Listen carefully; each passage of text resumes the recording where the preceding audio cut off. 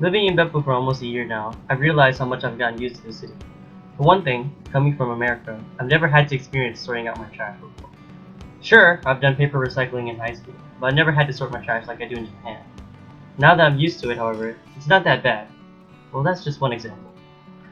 After taking environment and society, I've started to see things through different lenses, especially during the process of this project. With the things I've learned in class, it's much easier now to see the relationship between society and the environment. So I decided to take a walk through Bepu and see how many issues I could spot from categories such as waste, overconsumption, and more. Whether or not these are the biggest issues in Bepu currently, I wouldn't know, but what I do know is that there are connections everywhere. A shopping mall is a great example of consumerism. Not only is it a hub for people to gather, it stands as a monument to the great capitalist idea of shopping. Just walking through the first floor, I was astounded by the sheer amount of jewelry that was being displayed, and I wondered to myself if anyone really used this much jewelry in their wardrobe. Heck, I even spotted a display case of watches, and even though I already have one, I wanted more. It made me want more. Whether those watches were made from materials mined in Africa and assembled in China, I wouldn't know. I just knew they were cheap and shiny.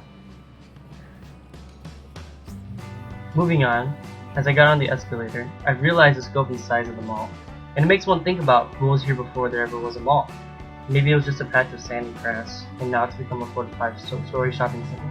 A shopping center that requires large shipments of clothes, food, energy, which all come from nature in one way or another. Nonetheless, people will find a way to modify the environment to suit their needs, even if it is shopping. Furthermore, as I took a stroll through the clothing store, I realized how cheap the clothes were, and how many sales they had. It was like red fireworks popping out in front of my eyes. Sale, sale, sale. Everywhere there was a sale, and these clothes were at extremely low prices. I was very tempted to buy something as well, even though I know that these are probably not the most environmentally friendly or fair trade clothes. It's hard to resist a cheap price. It seemed like there was a sale every day, and even if I already had enough clothes in my wardrobe, a part of me still wants more.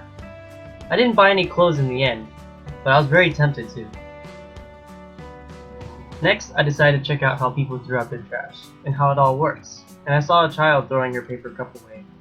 I thought it was the best way to dispose of the paper cups too, so I did so as well.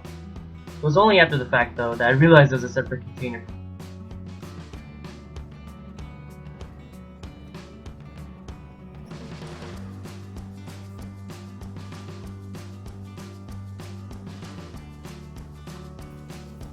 Lastly, I was lucky enough to interview a sanitary worker to find out that the shopping mall produces nearly over 100 bags of trash just like the ones we carry every day, taking into account busy weekends as well.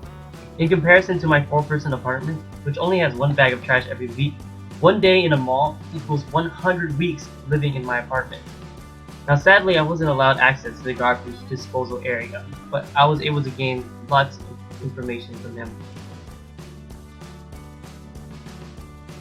Mall, I've been able to make connections between buildings and the environment, organizations such as like a mall and how they're connected to nature, and ideas such as consumerism that promotes overconsumption.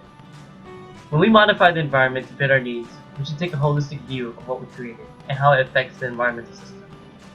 And even if sometimes it's just a popping red price tag, there's a much bigger story and a much bigger impact behind it all. Thank you for listening.